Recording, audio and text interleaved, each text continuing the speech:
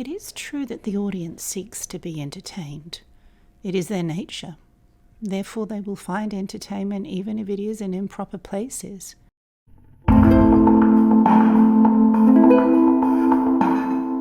Existentialism has always been a strange brand of philosophy to me.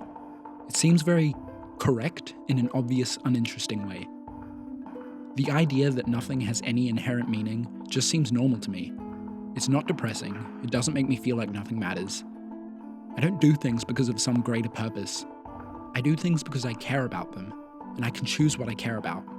And I'm aware that the universe does not even have the capacity to care about what I care about. When you boot up Dujanah for the first time, you are greeted with one of 5 messages from the developer. In each one, he tells you what the underlying message of the game is, only his answer is different each time. It's hard to know what his intent in doing this was. Ultimately, the introduction you receive will heavily colour your experience of the entire game. However, I believe that some of these introductions are more on the mark than others. The 5 underlying meanings he gives for the game are catharsis, identity, subverting heroism, existentialism, and fatherhood. They are indeed all correct. Each one has a definite implication within the story, perhaps with the exception of fatherhood being better replaced with parenthood, but then again, maybe not. But ultimately, I find that existentialism encompasses all of these themes and the rest of the game the most completely. At its heart, these themes are invoked to reject existentialism by accepting it. Catharsis only has meaning if it is based on things we find meaningful. There is no identity if we don't mean anything. Heroism is thoroughly rooted in the idea that there is a right and wrong to care for, and parenthood implies caring. These are all elements of life that simply cannot be explained if nothing matters. King Spooner's thesis is revealed when you consider that Dujanah's world is one where all meaning has been stripped away, and yet these themes remain. And each area proves this in a different way.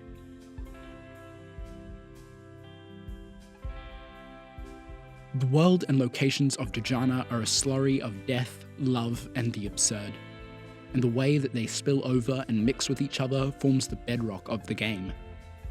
The game begins in your house. There is a brief exchange between your husband and daughter about what will happen if you die. Directly afterwards, you have to break the news to your daughter that her hamster is dead.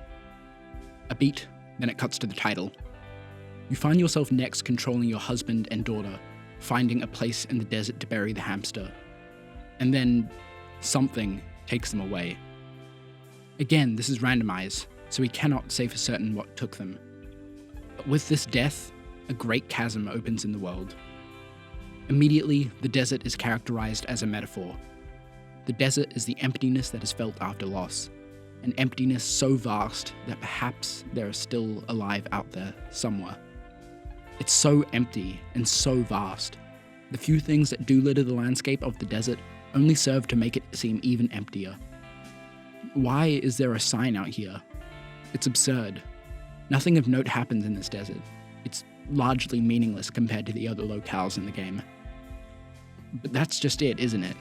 It seems so meaningless, and yet it draws me in. I wandered that desert for what felt like ages. Every plasticine sand dune looked the same. I felt like I scoured those sands, and yet it still feels like I barely scraped at its surface. It's so large compared to the tiny Dujanah. Who knows what else could be hiding out there? What else might be lurking between those dunes? Maybe they're still out there, wandering those dunes.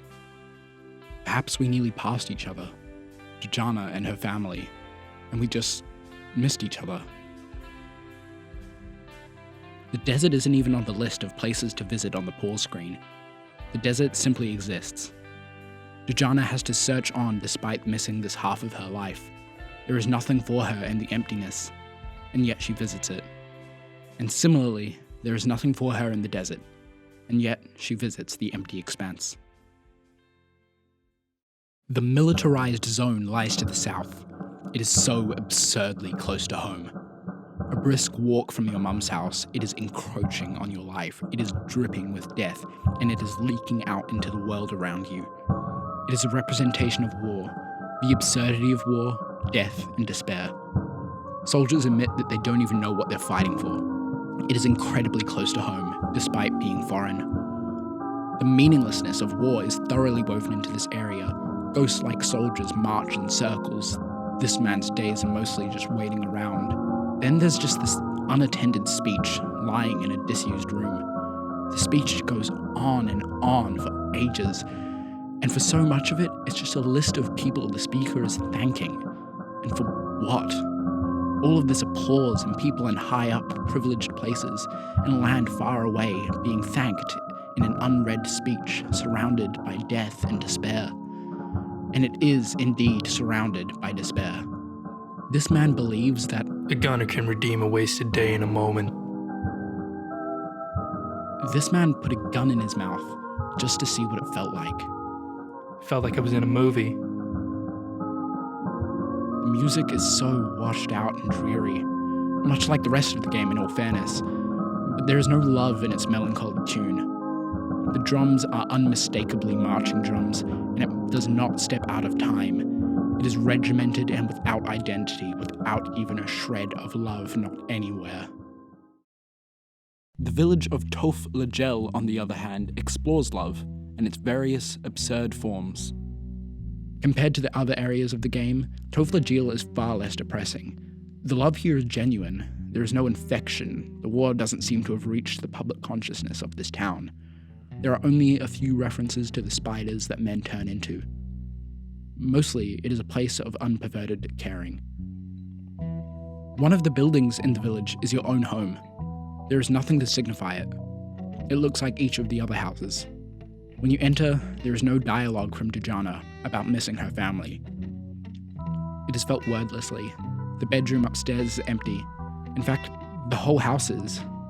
You recall how the game began. A cute moment with them both. The last moment she had with them.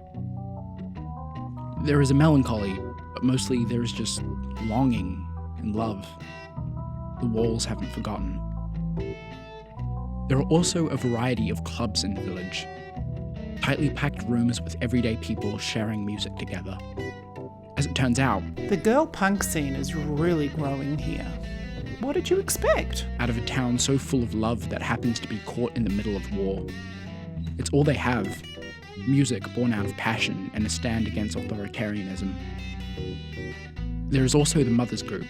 The dialogue in itself in this room is definitely clinical, describing the various ways to assist with birth. But despite the medicalism, you can't escape the fact that this is a group formed from love. Just a few doors down, you come across a lady getting her hair cut. She's talking to the hairdresser about her husband who cheated on her, but how she loves him and how she still loves her, and how it was tough, but they got through it together. She finishes by singing praises of his peacefulness. He's a good man, she says. Finally, there is the woman whose lines I opened this video with.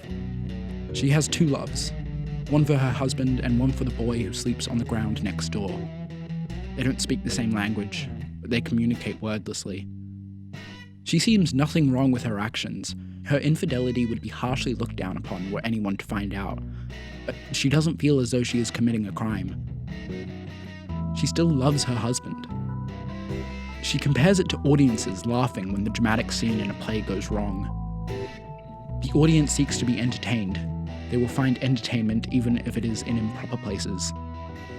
Similarly, she is here to love, and she will find it even if it is in improper places. In contrast with Tof Lagel is the village of Beau-Sepez. The air in this village seems heavier. As the only other village in the game, one cannot help but compare the two. Where Tof Lagel represented unperverted love, Beau-Sepez explores companionship through pain. It is not a cozy town like Tof Lagel. It is a town dealing with the fallout of love. One of the first houses in this town sets up the difference between the previous village and this one. You meet a man who suffers from frequent and debilitating seizures. His condition made it difficult to make friends his entire life. That was until the doctor gave him his dog. The dog can smell his seizures before they happen. He's the best friend this man has ever had. The reversal comes right at the end. The dog will die soon. And what will the man do then? Beau-Sepez is a dark reflection of Tof Lagel. There are stories of abuse, nightmares, dead loved ones, and the spiders. The music is melancholic. It feels like an overpopulated ghost town. The spiders are also more thoroughly introduced in this town as well. The line of women all have the same stories. Their husbands turned into spiders. Some recount that they saw it, but it didn't look like blank. I read this as them saying they saw the deformed spider that was their husband, but it didn't look like him anymore. Many of them mention scrambled eggs, likely referring to spider eggs, and how they want them to bring back their lost loved one. So what are these spiders? We'll have to explore the caves of Amnesia to find out. The caves of Amnesia are where all the men who have been turning into spiders go. Ultimately, this is a metaphor for men and degeneracy, or more accurately, incels and quote-unquote men going their own way.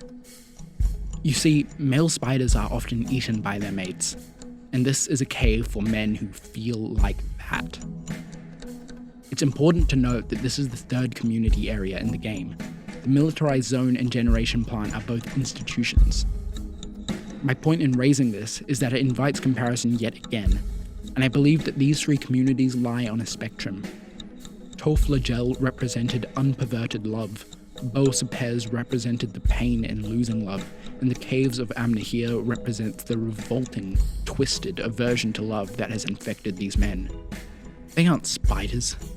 They're just disgusting distortions of humans in the same way that the men going their own way movement is in real life. In real life, female spiders often eat their mates. This is a group of men who feel like those spiders. They feel like they are being eaten up by women, when really they have created imaginary threats in their minds and shut themselves off from love, becoming dangerous individuals. The contention behind all of this is a rejection of existentialism, or at least a rejection of the common conclusions people use existentialism to justify. These three towns all explore love and companionship, but the later towns have more of the absurd and more meaninglessness, diluting and corrupting that love. The people in Toflagel are simply happier. They understand the difficulties of love, its strange twists and turns, and ultimately its meaninglessness. But they still enjoy it and relish in it for what it's worth. The men of the caves of Amnesia have convinced themselves so thoroughly of a lie and divorced themselves so far from reality that they accept the shadows on the cave walls as their reality, a constructed reality, built from their own isolation and fire. Their existence is existential, not because their life is inherently meaningless, but because they did not allow themselves to find meaning in love. What is the result of this terrifying and utterly obtuse world that leaves you wondering why? All of this searching, all of this digging through a confusing and scary world, and at the end of it, your husband and daughter are still dead. Their bodies weren't even very far from home. All of it was ultimately meaningless. Except of course it wasn't.